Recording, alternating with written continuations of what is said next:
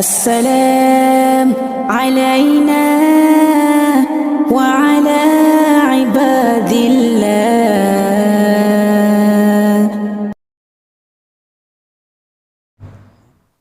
Assalamualaikum warahmatullahi wabarakatuh. Alhamdulillah nahmaduhu wa nasta'inuhu wa nastaghfiruh wa na'udzu billahi min syururi anfusina wa min sayyiati a'malina. Man yahdihillahu fala mudilla lahu wa man yudlilhu fala hadiya lahu. Asyhadu an la ilaha illallah biwahdaniyya wa asyhadu anna Muhammadan abduhu wa rasuluh la nabiyya wa rasulullah ba'da. Waqallallahu ta'ala fi kitabihil karim ya ayyuhalladzina amanu taqullaha haqqa tuqatih wa la tamutunna illa wa antum muslimun. Ikhwan wa ikhwah fillah rahimani rahimakumullah ta'ala jami'an ahlu ta'lim yang semoga senantiasa dirahmati oleh Allah Subhanahu wa ta'ala. Mengawali kajian tentunya kita sama-sama memuji kepada Allah Subhanahu wa ta'ala karena hakikat semua bentuk segala puja dan pujian milik Allah, untuk Allah, dan juga karena Allah Subhanahu wa ta'ala. Salam dan juga salawat tetap tercurah kepada Rasulullah Sallallahu Alaihi Wasallam yang menjadi uswah sekaligus juga qudwah, dan semoga Allah Subhanahu wa ta'ala memberikan keistiqomahan untuk mengikuti risalah Islam di atas titian jalan yang lurus. Allahumma amin. Kemudian melanjutkan pada pembahasan sebelumnya, sekarang yaitu sampai di bab at-takfinu, yaitu mengkafani mayit. Kemarin kan memandikan ya, berarti sekarang at-takfin yaitu mengkafani mayit. Hukmuhu, apa hukum mengkafani mayit? Sekarang hukum mengkafani mayit. Takfinul mayyiti, maka mengkafani mayit, bima yasturuhu walau kana sauban fardu kifayah. Berarti hukumnya adalah fardu kifayah. Artinya harus ada yang menunaikan. Kalau tidak ada yang menunaikan, berarti dosanya menimpa seluruh kaum muslimin di wilayah tersebut. Sekalipun hanya menggunakan satu kain atau satu kain yang memang betul-betul menutupi bagian tubuhnya, sekalipun satu kain tok. Yang dene kalau tidak ditemukan kain sebanyak 3, sunnahnya kan kalau laki-laki 3, kalau perempuan 5. Suatu saat karena tidak ada harta benda yang ditinggalkan oleh si mayit sehingga dia tidak mampu untuk membeli kain itu, kemudian juga ahli warisnya tidak ada, kaum muslimin juga tidak ada, berarti boleh menggunakan satu kain atau satu baju yang menutupi aurat. Secara hukum seperti itu, karena hukumnya termasuk fardu kifayah. Berarti nek ana mayit kemudian jenazah dibiarkan tidak dikafani, maka dosanya menimpa seluruh kaum muslimin yang ada di wilayah itu. Sebagaimana hal ini, sebagaimana disebutkan di dalam hadis Nabi,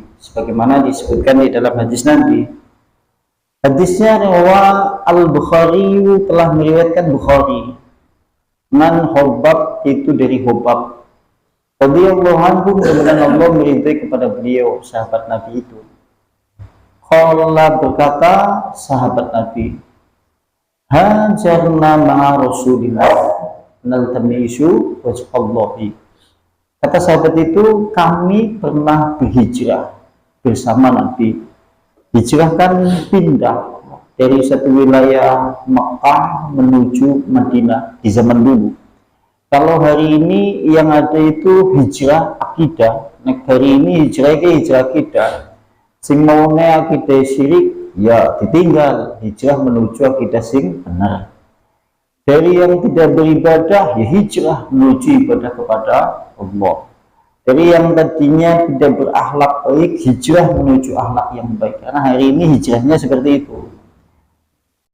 Tidak ada hijrah makan seakan-akan. Makan itu hijrah tempat. Kecuali di zaman Nabi Karena kaum muslimin banyak mengalami penyiksaan dari orang-orang kafir Quraisy, sehingga pada saat itu risalahnya pindah dari wilayah Mekah menuju Madinah. Sehingga pada saat itu banyak kaum muslimin yang hijrah menuju Madinah. Dan hukumnya jelas. Ketika kaum muslimin pada saat itu tidak mau hijrah, ya sudah dihukumi kufur pada saat itu. Kalau hari ini ya hijrahnya ya hijrah akidah. Dan berikutnya, kata sahabat Nabi ini, naltamisu wajhallahi. Kami berhijrah ini hanya berharap wajah Allah. Karena kita tahu hijrah itu satu ibadah. Sehingga yang namanya ibadah tidak boleh diperuntukkan kecuali hanya kepada Allah. Karena zaman dulu kata Rasulullah berdasarkan hadis di kitab yang lain, Rasulullah menyebutkan innamal a'malu binniyat, sesungguhnya semua amalan itu bergantung kepada niat. Wa innamal likulli imri'in manawa, masing-masing setiap diri manusia itu tergantung apa yang diniatkannya. Barang siapa yang hijrahnya karena dunia, maka dunia akan didapatinya. Barang siapa yang hijrahnya karena wanita yang hendak dinikahinya, maka dia mendapatkan wanita, tapi tidak mendapatkan pahala di sisi Allah. Karena hijrah ini ibadah, maka harus diperuntukkan kepada Allah. Suatu saat anak hijrah seperti itu. Dan berikutnya, fawaqana ajruna 'ala Allah, dan sesungguhnya hanya Allah Subhanahu wa taala yang memberikan pahala kepada kami atas hijrah itu. Faminna, maka ada di antara kami, man mata lam yakul min ajrihi syai'a, maka ada di antara kami yang mati terlebih dahulu sebelum bisa merasakan nikmat-nikmat pahala di dunia. Jadi ada di kalangan sahabat Nabi yang tidak mendapatkan sisi kemenangan-kemenangan peperangan di dalam Islam, sehingga mereka mati dalam kondisi belum menikmati kejayaan Islam pada saat itu. Di antaranya adalah minhum Mus'ab bin Umair, di antaranya sahabat Mus'ab bin Umair. Ini salah satu sahabat yang populer. Qutila yauma Uhud, dia mati syahid di peperangan Uhud. Mati syahid kan kemarin telah disebutkan mati di medan perang. Sebenarnya mati syahid, sekalipun mati syahid banyak macamnya. Karena mati syahid di medan perang memiliki hukum tersendiri. Tidak disolati, dia kemudian tidak dimandikan, dan sekaligus dikuburkan dengan posisi seperti itu karena dibangkitkan dalam kondisi luka-luka. Dan nanti darahnya itu berubah menjadi yaitu bau minyak wangi misik di sisi Allah. Karena hikmahnya diantaranya nek perang seperti itu kemudian dimandikan, repot kaum muslimin. Contohnya kayak sikit nang Palestina nek ngedusi mayit sedina pira coba. Repot wong ketungkul ngedusi tok rampung wis dibom ning nang Israel. Seperti itu. Lantas berikutnya, dia mati di peperangan Uhud. Tetapi pada saat dia meninggal, walam najid manukaffinuhu, tetapi kami tidak ada mendapati kain untuk mengafaninya, illa kecuali burdah. Burdah itu kain kasar, kain yang berwarna kasar, kemudian bergaris-garis atau kemudian hitam, kemudian burik-burik atau bergaris-garis. Berarti ini menunjukkan kain kafan boleh tidak berwarna putih. Sampai nggak mau kain kafan kotak-kotak yang ono. Ini tidak mesti harus berwarna putih, sekalipun warna putih ini adalah disunnahkan oleh Nabi. Berdasarkan hadis ini berarti pada saat itu tidak didapati kecuali kain kafan. Yang sifat kain kafannya itu adalah kain burdah, kain yang kasar. Idza khatayna biha ra'sah, ketika kami kemudian menutupkan bagian kepalanya dengan kain burdah itu, nampak kakinya. Belah sini ya.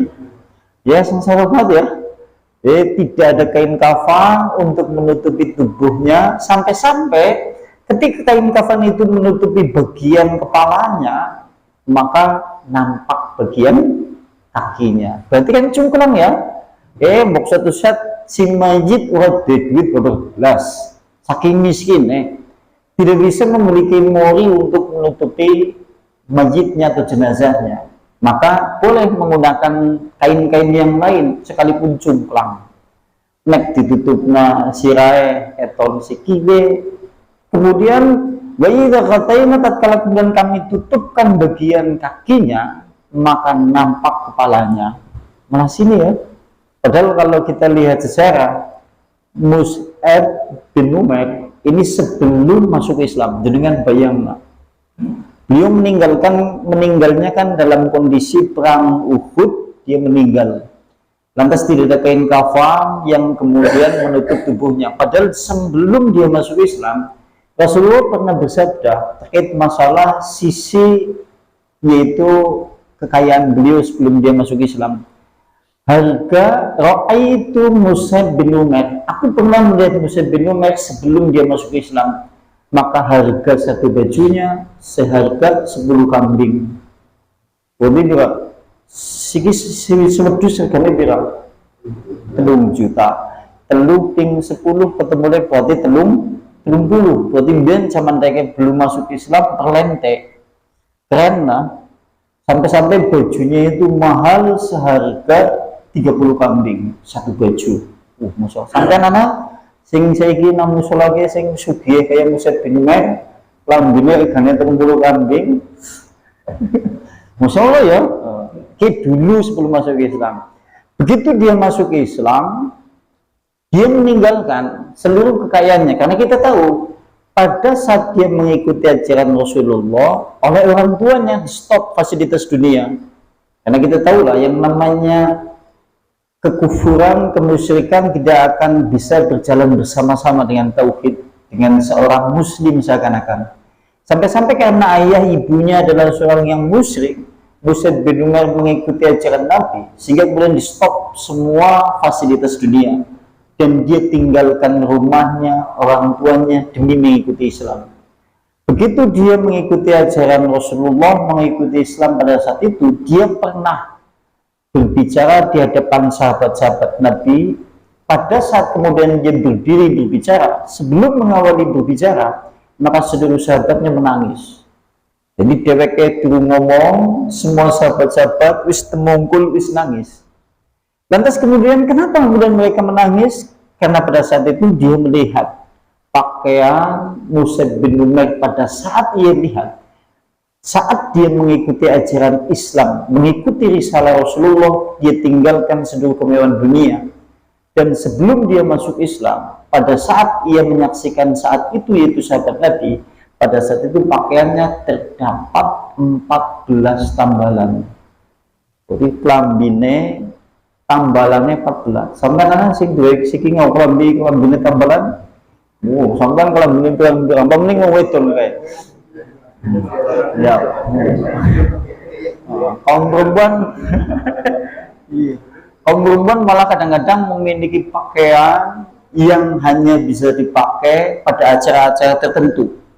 Karena kalau dipakai di acara-acara seperti ini, kayak seolah-olah kayak gemebiar banget. Iya, pakai manik-manik, pakai redan, wis persis kayak penyanyi dangdut ke konser nang panggung. Sehingga tinggal nenek badan tok, begitu tinggal sepisan sing ngletak.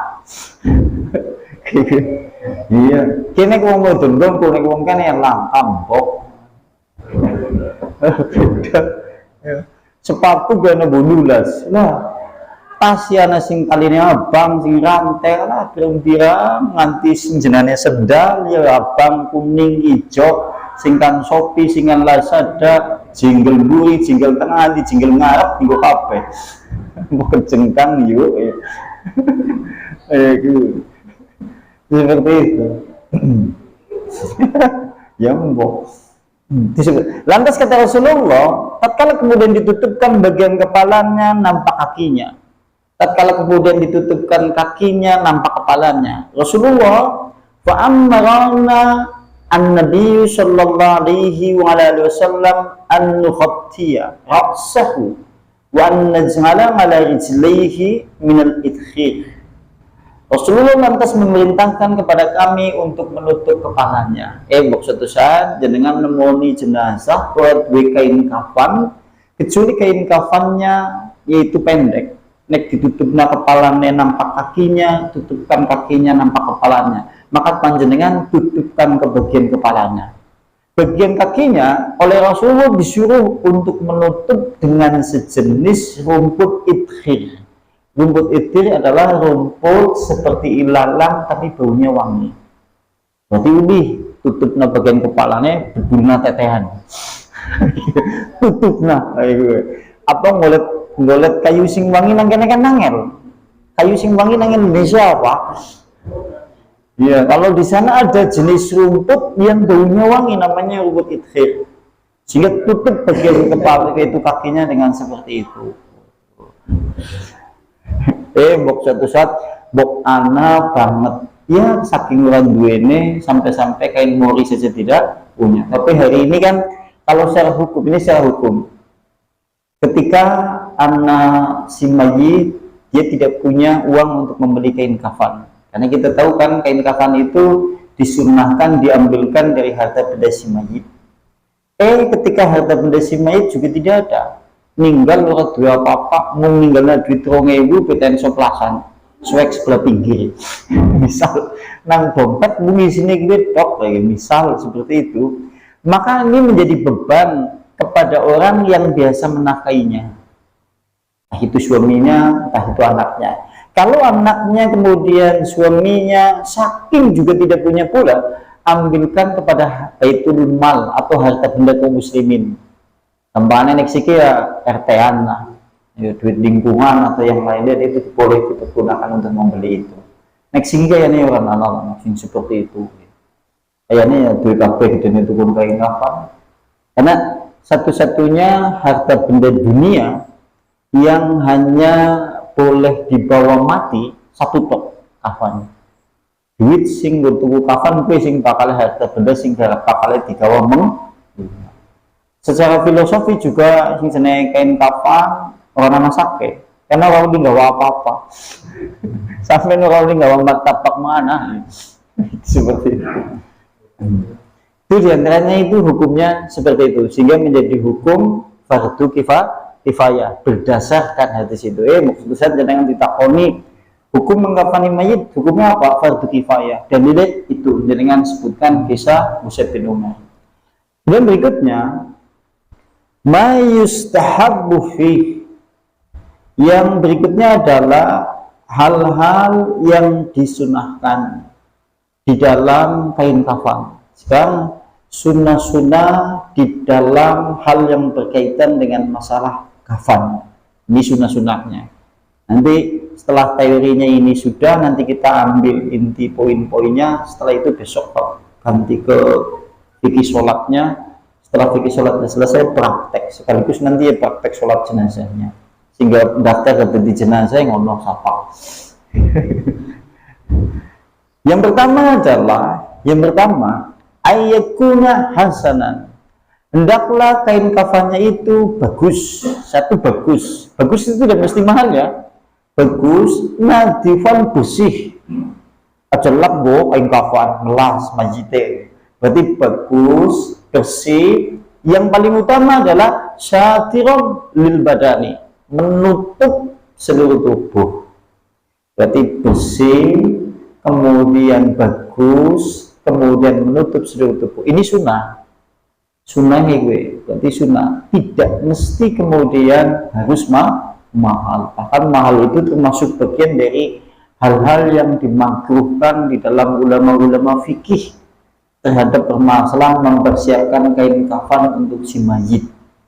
Hal ini berdasarkan hadis Nabi. Landasan dasar hadisnya adalah riwayat dari Ibnu Majah. Panjenengan lihat di hadis Ibnu Majah, Tirmidzi wa hasanahu, dan telah menghasankan hadis ini itu Tirmidzi dan Ibnu Majah. Dari Abu Qatadah, anak Nabi, sesungguhnya Nabi berkata, idza waliya ahadukum akhahu falyuhsinu kafanahu. Kata Rasulullah, apabila kalian semuanya itu mengurus saudara-saudaramu, apabila Anda itu mengurus saudara-saudaramu, maka hendaklah perbaguslah di dalam mengkafaninya. Oleh karena hadis inilah menjadi landasan hadis sunai kain kafan bagus, bersih, menutup aurat. Berarti seperti itu. Wong dene warna kain putih, warna dia tidak punya untuk membeli mori, ambilkan kain yang bagus. Entah itu sarung, entah itu selimut, asal kemudian itu masih bagus, bersih, sekaligus juga menutup badan. Itu boleh. Dan yang kedua adalah wa ayyakuna abyad, hendaklah berwarna putih. Hendaklah berwarna putih. Karena pakaian putih kan pakaian yang disunahkan Nabi. Pakaian putih ke disunahkan Nabi. Putih polos ya, putih polos maksudnya. Berdasarkan hadis riwayat Imam Ahmad, Abu Dawud, Tirmidzi dan Tirmidzi mensahihkan hadis ini, riwayatnya dari Ibnu Abbas. Anak Nabi sesungguhnya Nabi Nabi berkata, ilbasu min siyabikumul bayadha fa innaha khairun siyabikum. Kata Rasulullah, pakaikanlah, yaitu dengan menggunakan pakaian-pakaian yang berwarna putih. Sampai menjadi sunnah. Jadi sampai sing lebih putih sunnah, masya Allah. Termasuk ustadznya berarti orang sunnah biru. Sampai sing lebih putih sunnah, masya Allah. Berarti entuk pahala tambahan dibandingkan sing nganggo klambi dia nek biru ya. Biru itu mana ini? Dan berikutnya kata Rasulullah, fa'inna, karena sebaik-baik pakaian, karena sebaik-baik pakaian itu adalah pakaian putih, dan putih itu sebaik-baik pakaian. Putih ke sapi-sapi pakaian. Kenapa bisa seperti itu? Ya melambangkan bersih sih, melambangkan bersih, melambangkan hati sekaligus. Kalau suatu saat kemudian ada najis atau ada kotoran yang menempel pada kain yang berwarna putih, nampak beda nek warnane biru, kami warnane hitam. Gue pakai ton maksudnya gue berarti sunnah ya. Makanya tatkala di hari Jumat panjenengan menghadiri sholat jamaah fardu, panjenengan menghadiri sholat jamaah Idul Fitri, Idul Adha, disunnahkan menggunakan pakaian putih. Mulane ruku mukenane wong wedon kebanyakan warna putih, sekalipun zaman siki wis akeh sing warna jambon, hitam, blontang-blanteng, kembang-kembang dan yang lain-lain. Nek sing kembang-kembang ora kesel mau ngimbangi ya.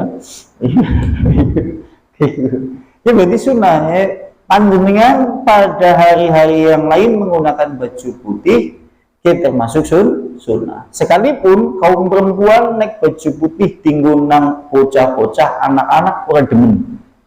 Soalnya apa? Kumbane kotor. Ya mel ngono bersih. Karena memang senengane hati manusia kita seperti itu, seperti sesuatu yang putih. Dosa itu seperti bercak yang hitam. Makanya yang namanya dosa, tatkala kemudian dilakukan oleh manusia, maka hati yang putih itu seakan-akan terkena percikan warna hitam. Sekalipun hitam itu sudah dihapus dari sesuatu yang putih, maka hitam itu pasti nampak. Dewek kira-kira atine wis blontang-blanteng iki ngono. Iya ya. Wis ana wis.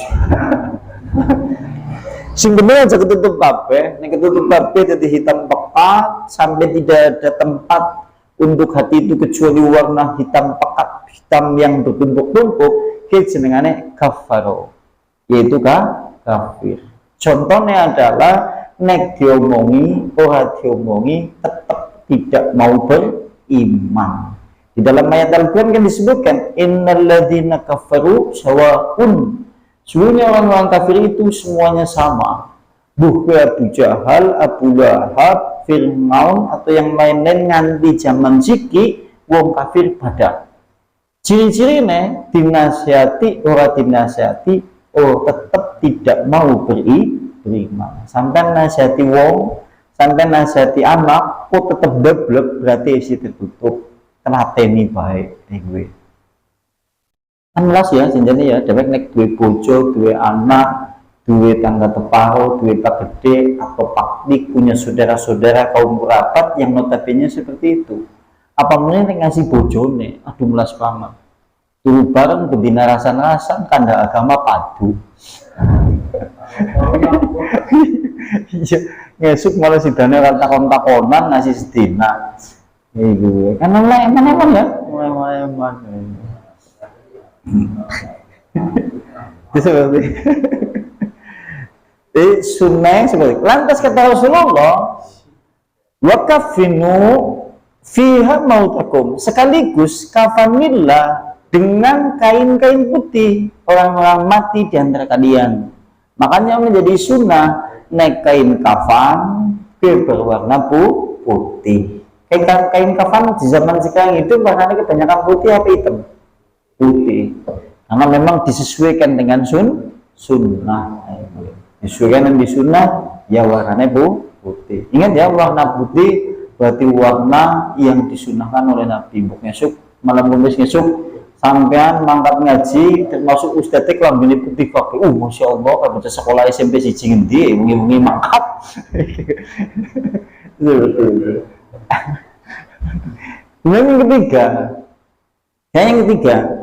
Yang ketiga adalah wa ayyu jammara wa ayyu bahara wa ayyu yaba, yaitu hendaklah kain kafan itu dioles-olesi atau diberikan wangi-wangian.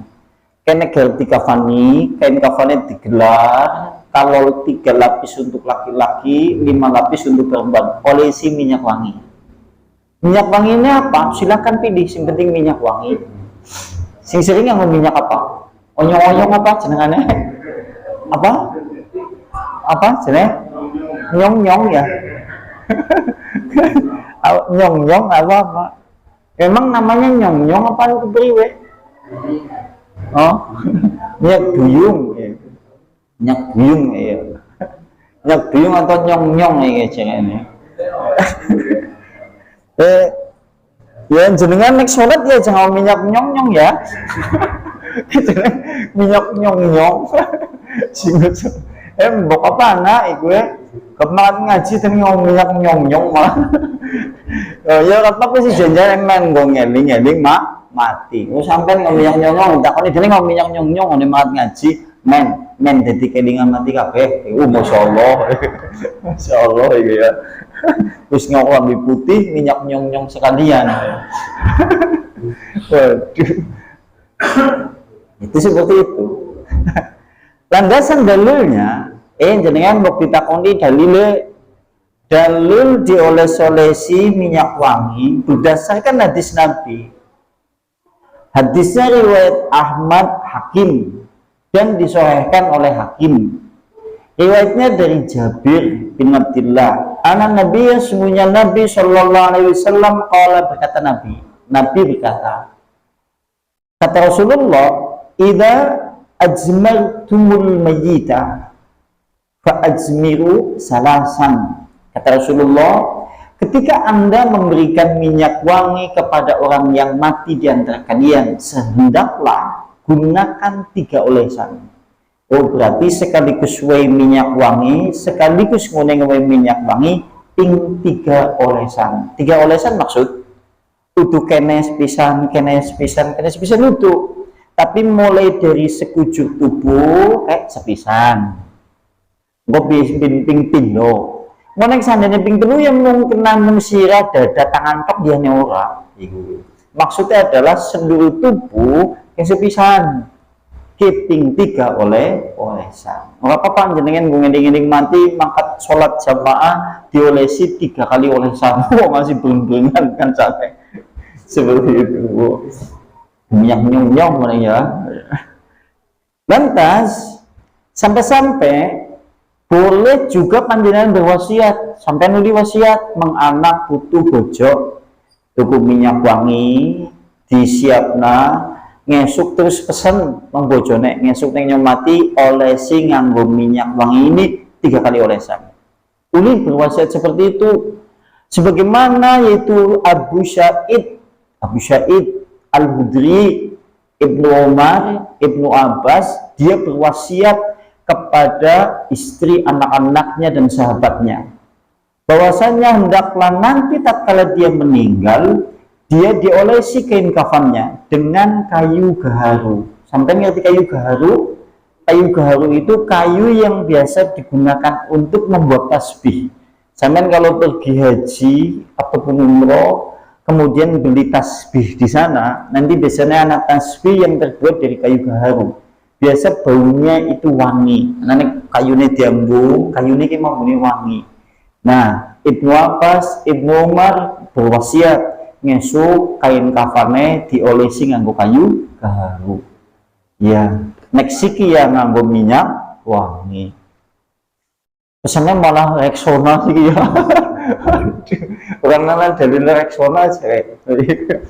Ya. Tapi boleh menggunakan minyak wangi yang lain. Ini menggunakan ini kan kayu gaharu ini itu bilangan sesuatu yang harus sama. Ya, sama seperti Rasulullah tatkala menyebutkan membayar zakat dengan bahan makanan pokok. Iya. Bahan makanan pokok muarab kan itu beras. Iya, disesuaikan dengan kondisi tempat dan masing-masing. Begitu juga minyak wangi di zaman kita hidup, ya boleh menggunakan minyak wangi apa saja yang panjenengan sukai. Dengan tuku nek kira-kira wis kerasa pesen menganak bojone. Dia dulu ngesukain kafane oleh sing minyak wangi dia. Wow. Sudah ada kayu gaharu itu. Oh, di Kalimantan ada ya? Ada. Oh, ada ya. Oh, mau gimana Kalimantan anak? Ngesuk Kalimantan pesen yang tuku ya. Oh, di Kalimantan. Oh, ana ya. Oh, yang malah ada tuh di Indonesia ana. Udi, dioles-olesi kayak kayu. Kenapa? Oh, gitu ya. Iya, pun mungkin. Insyaallah ya. Kemudian berikutnya, sekarang yang nomor 4 ya, nomor 4. Sunnah kafan terkait masalah kain kafan yang nomor 4. Ayakuna salasan lafaif.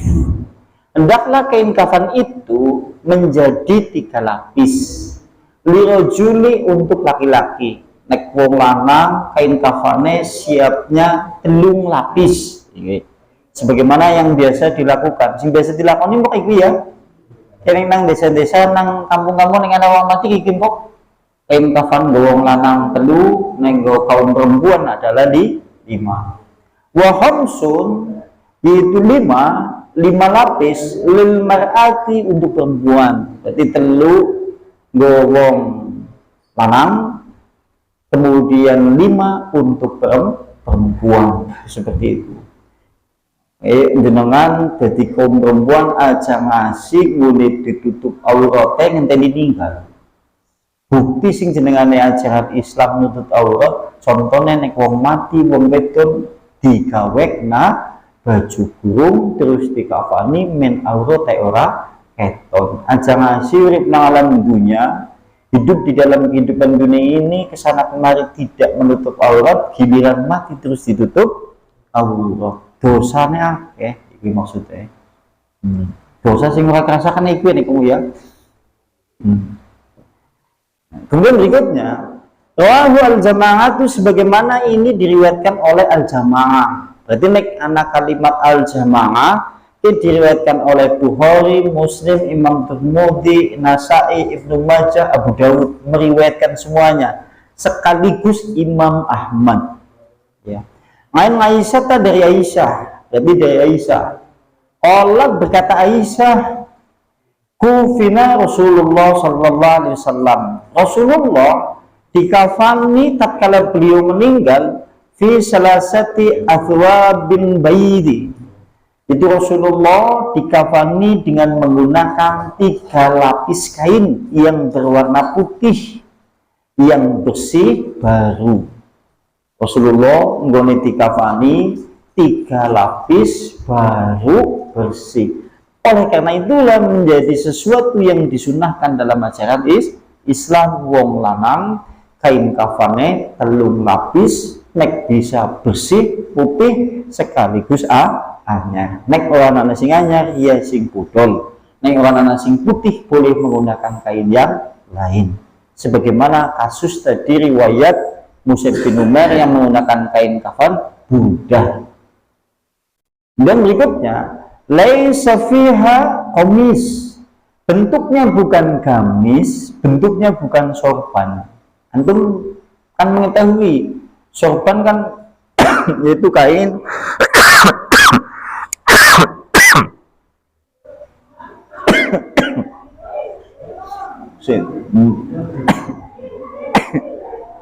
anak selang apa?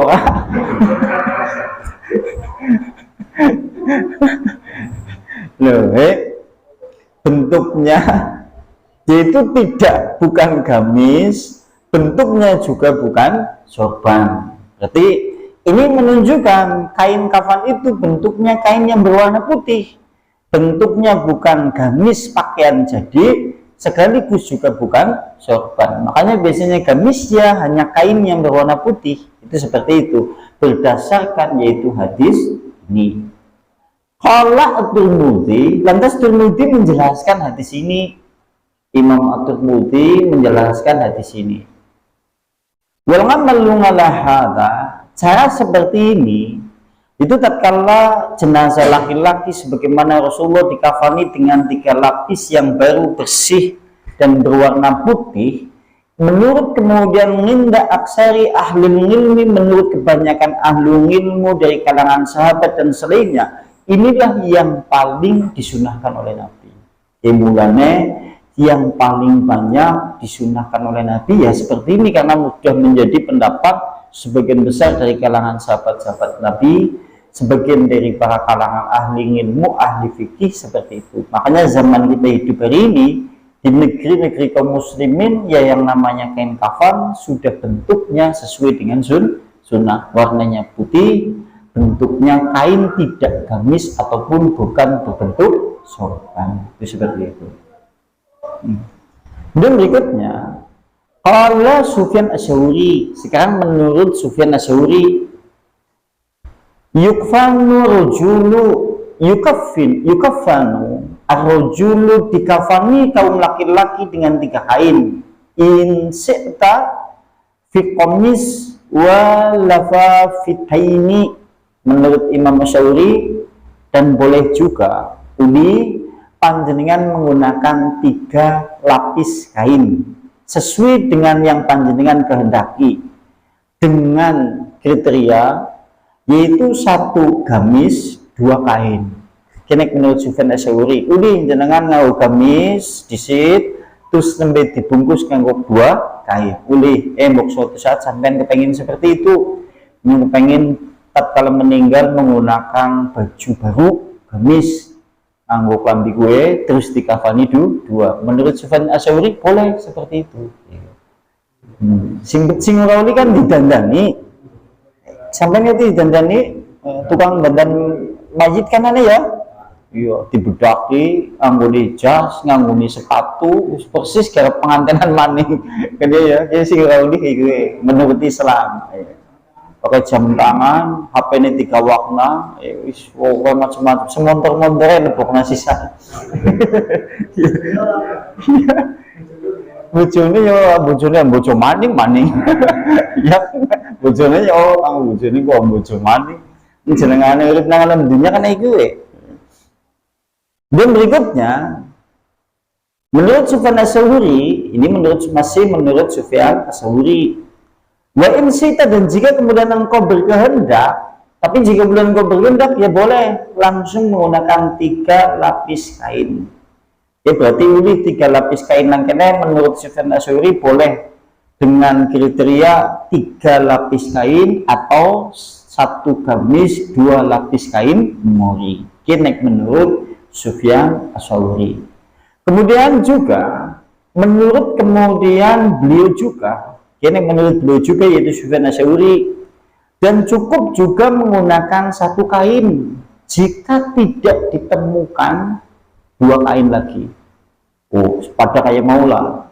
Nek anane mung 1 mori tok, kalau hanya ada 1 mori sudah, tidak perlu dipaksakan, itu saja tidak apa-apa. Cukup seperti itu. Ini kalau menurut Sufyan Tsauri. Sementara sebagaimana disebutkan pula oleh Imam Syafi'i juga seperti itu, dan Imam Ahmad. Kalau tidak didapatkan 3 kain kafan, boleh menggunakan 1 kain kafan ataupun 2 kain kafan. Artinya 3 kain kafan ini kan adalah sunnah. Ini menurut penjelasan terkait masalah 3 lapis kain kafan. Kemudian sekarang yang keempat, mengkafani orang yang mati dalam keadaan muhrim. Muhrim ke orang yang berihram. Kan anak istilah yaitu mahram, anak istilah muhrim. Jadi beda. Udu muhrim salah, kudune udu mahram. Bukan mahram yang benar. Bukan kalimatnya muhrim. Karena yang muhrim artinya adalah orang yang sedang berihram. Nek mahram adalah orang yang diharam dinikah. Nek bukan muhrim berarti dia bukan dalam keadaan berihram. Kan lucu-lucu, oh, raudi nyudu muhrim. Salah, kalimatnya kudune bukan mahram. Nah, ini sekarang kondisi jenazah yang kondisinya dia dalam kondisi ihram. Dia lagi jamaah haji, jamaah umroh, dia dalam keadaan muhrim, kemudian berihram, dia kemudian meninggal. Ihram kan menggunakan pakaian ihram. Sampai ngerti menggunakan pakaian ihram? Kan menggunakan pakaian yang tidak boleh menggunakan pakaian yang berjahit, khusus menggunakan kain ihram saja. Nek wong berihram kan seperti itu. Dia hanya menggunakan pakaian yang sifatnya tidak berjahit, tidak jeruk di kafani. Iya, mati dulu.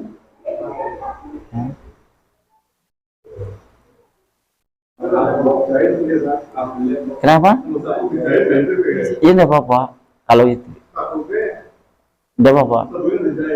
Iya, enggak apa-apa. Enggak apa-apa, sih boleh, diperbolehkan. Iya, cuma ada ulama yang menyebutkan lebih baik itu menggunakan tali. Iya, maksudnya tali rafia apa tali apa, cuma naik tali rafia kan mungkin wagu ya. Cuma lebih amannya seperti itu karena menghindari pakaian yang berjahit. Iya, beneran naik seandainya sabuk kan biasanya tetap berjahit seperti itu. Iya, belum medang apa ya?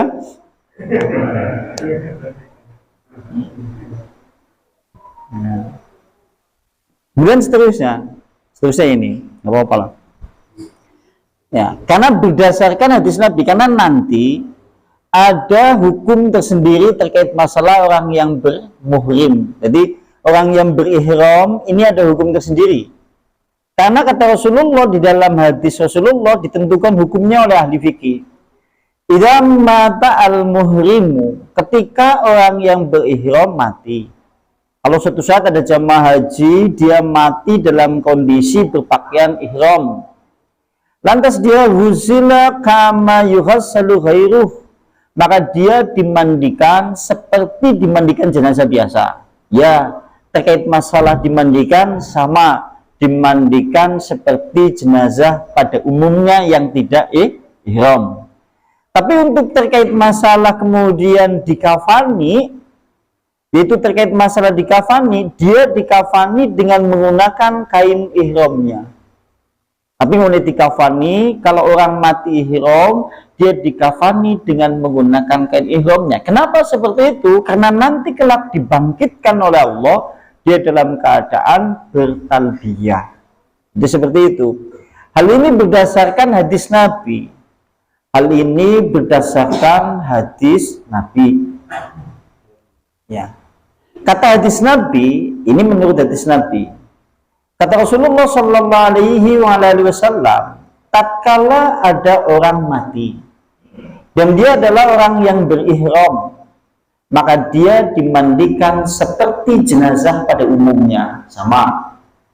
Lantas kemudian mimman laisa muhraman, sebagaimana dia dalam kondisi tidak berihram terkait masalah memandikannya, sama hukumnya seperti jenazah-jenazah lainnya.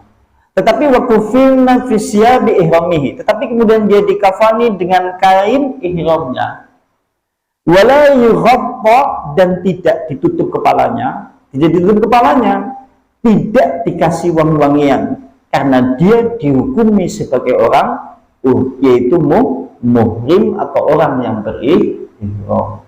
Berarti nek wong berihram beda ngene ngafani. Kafani kami ihramnya, tidak ditutup bagian kepalanya, tidak dikasih wangian. Kenapa seperti itu? Karena orang yang berihram kan tidak boleh menggunakan wangi-wangian. Men mambune asli kan, karena kita sedang menghadap kepada Allah Subhanahu wa taala, kan tidak boleh menggunakan pakaian yang berjahit, tidak sekaligus tidak boleh menggunakan wangian. Mulane kumpul berarti siji lanang wedon tujuannya men nggo muji kita semuanya, mana yang betul-betul ibadah menuju kepada Allah, kan campur berarti siji. Mulanya kalau suatu saat kemudian kita menggunakan salah satu madhab Imam Syafi'i, menyentuh istrinya membatalkan sholat, yaitu membatalkan wudhu, menyentuh istrinya membatalkan wudhu, maka tatkala kemudian kita sedang naik haji, pada saat itu para kalangan pengikut madhab Syafi'i tidak dipakai hukum itu, tapi menggunakan hukum madhab yang lainnya. Menyentuh istrinya tidak batal. Soalnya nek candene menyentuh istrinya batal, sampai haji kami bojo nek gandengan terus batal terus. Iya, bojone digandeng mbok ilang, kolangkat tunggal casing lawas maning. Kedua kan eman-eman langkah tunggal lebih suka metu mending kan pabrik sing model itu. Iya, mesinnya angel, ICU-nya nek rusak angel boleh tane. Mulai kan angel, mulanya seperti itu. Nah, kemudian berikutnya, sebagaimana hal ini diriwayatkan oleh Rasulullah SAW juga menurut jalur Ibnu Abbas. Di sini juga disebutkan oleh riwayat Ibnu Abbas. Kalau berkata Ibnu Abbas, pernah suatu saat ada seorang laki-laki dia wukuf bersama Nabi di Arafah. Wukuf kan posisi rangkaian ibadah haji tatkala dia di Bukit Arafah, rangkaian terakhir dari hal terkait masalah rangkaian ibadah haji. Mulanya nek kana wukuf terus deweknya suka badan. Nah ini ya, ketentuannya kan seperti itu. Nek wukuf berarti kan tanggal 9 Dzulhijjah, berarti ngesuk ya badan. Ngesuk cara nyembelih gitu. Lantas pernah ada seorang laki-laki yang sedang wukuf di Arafah, tiba-tiba dia terpental dari ontanya. Fawa qasathu, lantas ontanya itu menginjak lehernya. Kemudian laki-laki itu mati. Berarti dia terpental, ontanya mungkin bigar cara bahasanya deh ya. Mungkin ontanya dia kemudian bergerak atau mengangkat kakinya untuk kemudian bergerak sampai dia terpelanting, malah kemudian kaki ontanya menginjak bagian lehernya, kemudian laki-laki itu mati di zaman Nabi. Lantas berdukira dalika di Nabi, lantas hal itu diberitahu kepada Nabi, terus informasi itu diceritakan kepada Nabi. Ya Nabi, ada seorang laki-laki sedang wukuf bersamamu, yang dimana laki-laki itu jatuh terpelanting dari ontanya, lantas kemudian ontanya itu menginjak lehernya kemudian mati. Lantas kata Rasulullah, iksilu, mandikanlah, bima'in dengan air, wasidrin, dan air yang campuran bidara. Bulannya gue landasan wingi hadis yang terkait masalah air yang dicampur dengan daun bidara. Kata Rasulullah, wakafinuhu, dan kafanilah dia, fi saubihi, yaitu dengan pakaian ihramnya. Oleh karena alasan hadis inilah, kalau orang mati ihram dikafani dengan kain ihramnya. Sekaligus kain ihram juga warnanya putih. Kemudian wala tuhannitu, kata Rasulullah, dan jangan kemudian engkau beri wangi-wangian, dan jangan pula kalian semuanya itu menutup kepalanya. Jangan engkau beri wangi-wangian, jangan engkau tutup kepalanya. Kemudian karena kelak pada hari kiamat dia dibangkitkan dalam keadaan bertalbiyah. Masya Allah ya, karena nanti kan posisi seperti ini. Posisi manusia tatkala bangkit dari alam barzakh nanti kan macam-macam. Ada yang bangkit berjalan kaki, ada yang bangkit dari alam barzakh menuju padang mahsyar dalam keadaan naik kuda, kendaraan yang mewah. Ada yang kemudian dia dalam keadaan bertalbiyah karena dia matinya dalam keadaan berihram. Ada yang kemudian dia menghadap kepada Allah tatkala bangkit dari alam barzakh, dia naik seperti kendaraan yang sangat mewah. Ada yang bangkit dari alam barzakh, alam kubur menuju kepada Allah, menuju alam mahsyar, dia dalam keadaan berjalan dengan wajahnya. Sing berjalan dengan wajahnya inilah yang dimaksud golongannya orang-orang kafir. Berarti esok nek hari kebangkitan, tatkala ada manusia yang berjalan atas wajah-wajah mereka, itulah adalah bangkitnya orang-orang kafir dari alam barzakh. Abu Sa'id Al-Khudri pernah tanya kepada Nabi, kenapa ya Rasulullah mereka kemudian berjalan dengan wajah-wajah mereka? Terus Rasulullah dijawab, Allah Ki Maha Kuasa tatkala memperjalankan dia di dalam kehidupan dunia dengan kedua kakinya, maka Allah berkuasa pula memperjalankan dia hari ini yaitu wajah-wajah mereka. Naudzubillahimin dan berarti esok tatkala bangkit dari alam barzakh manusia sudah nampak amalannya masing-masing. Esok mulanya naik suatu saat kita semuanya bangkit dari alam barzakh. Kebetulan saya bangkitnya berjalan kaki, sampai terus bangkit naik kendaraan yang mewah, sampai awalnya aku bonceng bonceng karena kita mau menghadap hari di mana manusia dikumpulkan di padang mahsyar selama 50.000 wah, harap menghadapi hari yang sangat besar pada saat itu. Ini seperti itu. Ini kalau terkait masalah pakaiannya itu meninggalnya orang yang sedang berihram. Suatu saat jenengan diberi rezeki oleh Allah, lantas kemudian bisa naik haji, tatkala panjenengan lagi wukuf, sedang menggunakan pakaian ihram, lagi melakukan rangkaian-rangkaian ibadah haji di sana terus panjenengan meninggal. Panjenengan kemudian wakas kepada orang yang lain, cukup kemudian kain kafani dengan kain ihramnya. Kenapa seperti itu? Supaya wong jamaah haji orang repot diantaranya. Soalnya yang datang politik kain kafan bagi pada repot kabeh. Ya kayak apa pemerintah Arab mereka repot coba? Betapa repotnya dia harus mempersiapkan kain kafan 3 lapis, 5 lapis kalau orang-orang yang jamaah haji itu meninggal dalam keadaan ihram. Padahal selama kemudian kita melakukan ibadah haji ataupun umroh, setiap hari di Masjid Mekah ana sholat jenazah. Karena nangkana bendina ana mati. Mulanya bendina nangkana sholat jenazah. Karena setiap hari ana mati, kayak ngapa repotnya petugas jenazah ya? Petugas jenazah nang PKU apa dia kesel? Petugas jenazah nang KNU setiap hari ana itu. Iya. Kemudian berikutnya adalah hal-hal yang dimakruhkan di dalam kafan. Niki sing disunahna ya, sing disunahna diantaranya adalah kain kafannya baik, bersih, menutup badan. Kain kafannya kemudian berwarna putih. Kemudian kain kafannya diberi wangi-wangian sebanyak 3 olesan. Yang berikutnya adalah kain kafannya 3 lapis untuk laki-laki. Kemudian kain kafan untuk perempuan 5 lapis. Kalau untuk orang yang meninggal dalam keadaan ihram, dia dikafani dengan pakaian ihramnya, tidak diolesi wangi-wangian dan juga tidak ditutup kepalanya. Ini terkait masalah bab yang disunahkan terkait masalah mengkafani mayit. Sekarang yang dimakruhkan. Yang dimakruhkan adalah yang bagi ayyakuna al-kafanu hasanan duna mughallah fi samanihi.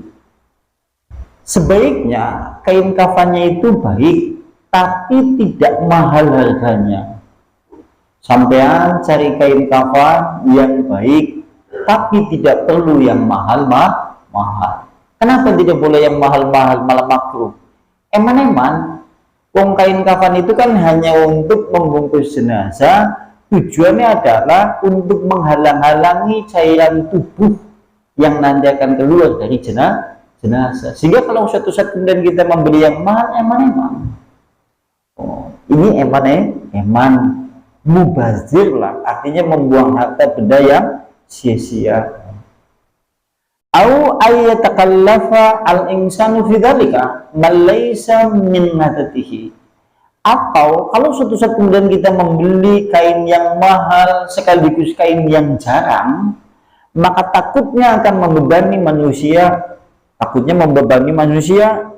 yang dimana kepakaian kain kafan itu tidak seperti biasanya. Masyarakat itu pada gumun, jeneng kain kafannya masya Allah, kain ristop sing nggawe celana black hak kayak gitu. Misal ya gitu. Oh, kalau medeni temen kain kafannya malah bahan celana jin lea misal ya gitu. Makanya jadi masyarakat itu pada gumun nih gitu. Karena yaitu akhirnya jadi bahan gunjingan, sekalipun warnanya putih tapi menggunakan kain yang tebal karena kain kafan yang digunakan untuk membuat celana jin lea. Jene men kandil sisan. Kan lebih aneh. Wah, sama regi majid nganti kudu ngulih petok sing nganggo jin lea. Seperti itu.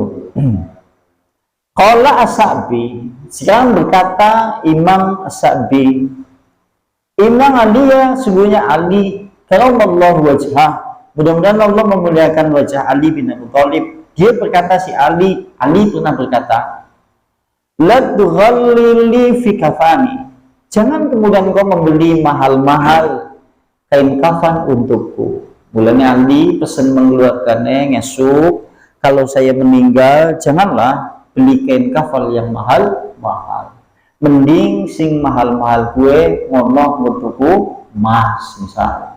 Sing itu seneng cocok ayo. Cocok mas ayo. Cocok ada. Kemudian berikutnya, fa'in lisamni itu, karena sungguhnya kata Ali bin Abi Thalib, karena sungguhnya aku bin Abi Thalib mendengar Nabi pernah berkata, Nabi sendiri yang pernah berkata, labdhallu fil kafani fa innahu yuslabu salban syari'an. Kata Nabi, jangan engkau beli kain kafal yang mahal-mahal, karena sungguhnya kain kafal yang mahal itu cepat rusak. Kalimatnya kok kayak gitu ya, kalimatnya Nabi sing digunakan, jangan engkau beli kain kafan yang mahal-mahal, karena sungguhnya kain kafal yang mahal itu rusak. Maksudnya apa? Maksudnya adalah sing jenengane kain kafan mahal ataupun murah, nggo kapasitas untuk menampung cairan kerusakan tubuh manusia, baik kain kafan yang tebal, yang mahal, cepat, tetap semuanya sama-sama rusak. Sehingga Nabi kemudian ngomong seperti itu, eman-eman yang membeli untuk kain mahal. Toh pada dasarnya sing murah kan sing mahal, kapasitas rusaknya pada baik. Maksudnya seperti itu kan eman-eman ya. Wong ya nyatane garap rusak. Buktinya nek wong mati, wong meninggal. Begitu wis meninggal setengah tahun misal, karena urusan tertentu kemudian dikeduk maning, digali lagi, kain kafannya wujudnya wis kayak ngambang. Wis kotor ya wis bodong, wis warnanya wis ora putih. Tapi jangan menjadi asumsi, jangan seperti ya beberapa saudara-saudara kaum muslimin yang memiliki keyakinan yang aneh. Nenek kemudian meninggal, kalau dia meninggal dikafani dengan kain kafan yang bodol atau yang usang.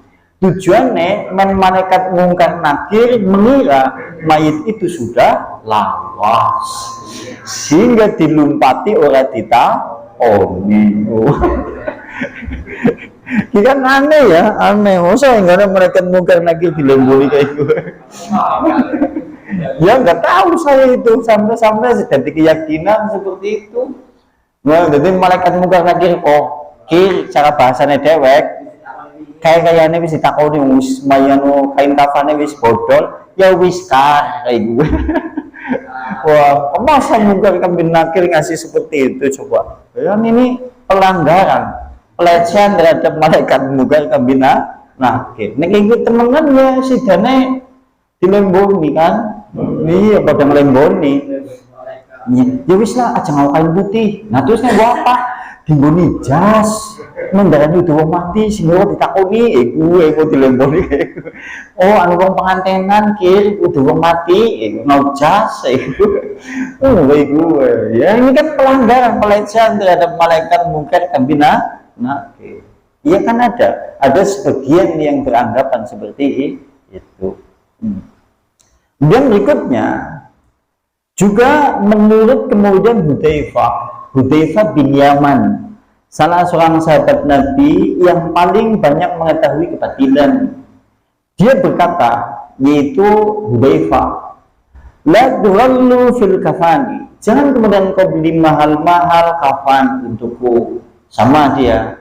Jangan beli kain kafan yang mahal-mahal. Wa istaru, berilah kain kafan untukku saubaini naqayaini, belilah kain kafan dua yang bersih untukku. Kene kuda Hudzaifah aja sing larang-larang, cukup belilah kain kafan dua kain sekaligus dua kain yang bersih. Ini kan menunjukkan tidak mesti harus 3 lapis kain. Ning 3 lapis kain menjadi sunnah.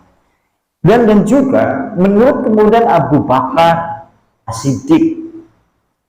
Ini menurut Abu Bakar As-Siddiq. Kata Abu Bakar As-Siddiq, iksilu syaubi hada. Kata Abu Bakar As-Siddiq, yaitu mandikanlah, yaitu cucilah syaubi pakaianku ini. Nek Abu Bakar As-Siddiq dia pesan kepada anaknya, cucilah pakaianku ini katanya. Yaitu hada wazidu, lantas kemudian tambahkanlah pakaian yang lainnya 2 baju lain. Nanti kemudian qalat, berkata Aisyah kemudian berkata, ya bapak, apa wahai ayahku, bukankah 2 kain 2 baju itu tidak baru adalah baju bekas. Jadi nek Abu Bakar As-Siddiq telung kelambi, 1 kain 1 baju kemudian ditambah 2 kain. Kalau Abu Bakar As-Siddiq pesannya seperti itu. Lantas kemudian kata Aisyah, bukankah kemudian kainnya itu adalah kain yang usang atau tidak baru?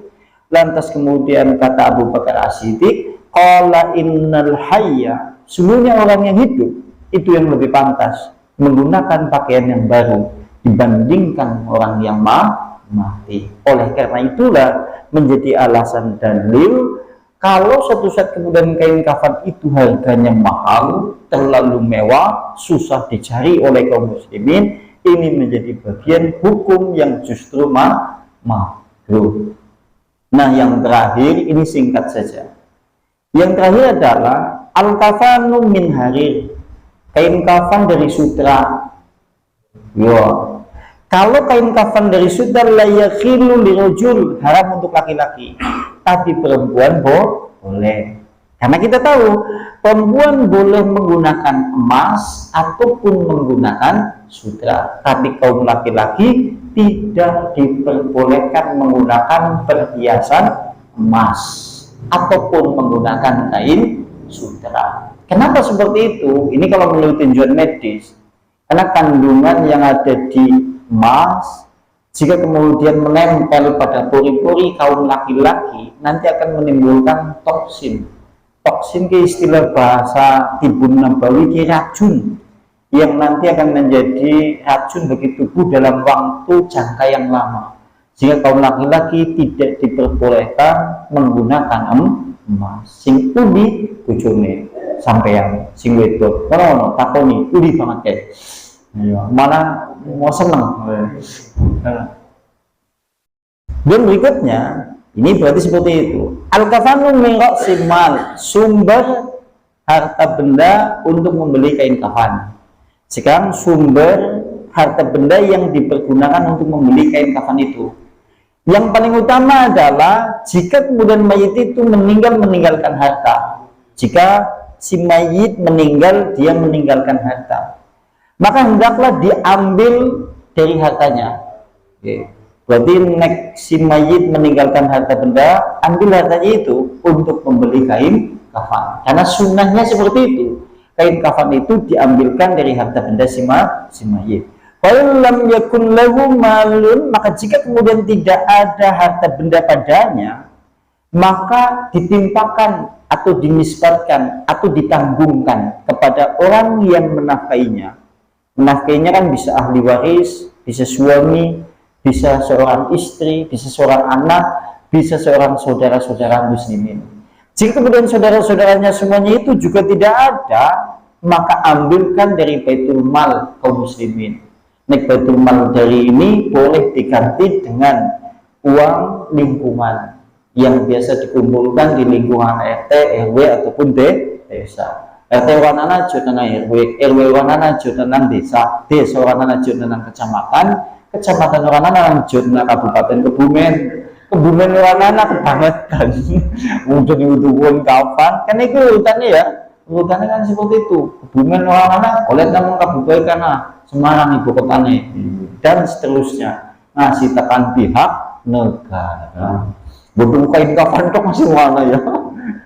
Itu seperti itu.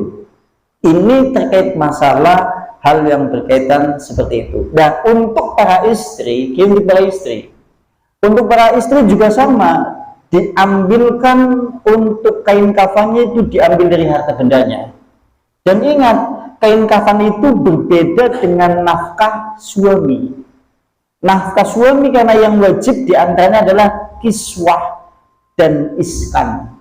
Iskan itu tempat tinggal, kiswah itu pakaian.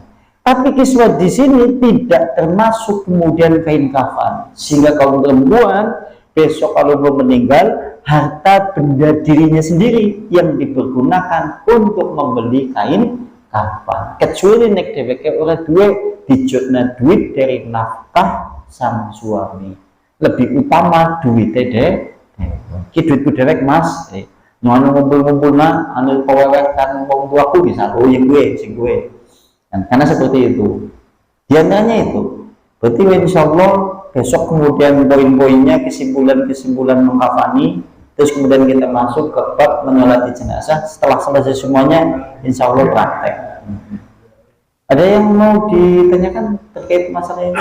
Kayaknya wong wedon-wedon bisa ngeluyune pengen badi semulang baik ya, bisa menambah kan kaca kambing ngawas-ngawas ya kan lebih jadi simulan. Itu disimula mesti awas-awas bubar. Cekap ya. Nakhtimu bihadza majlis talim wa bidawati Rasulillah. Subhanakallahumma bihamdika asyhadu an la ilaha illa anta astaghfiruka wa atubu ilaik. Assalamualaikum warahmatullahi wabarakatuh.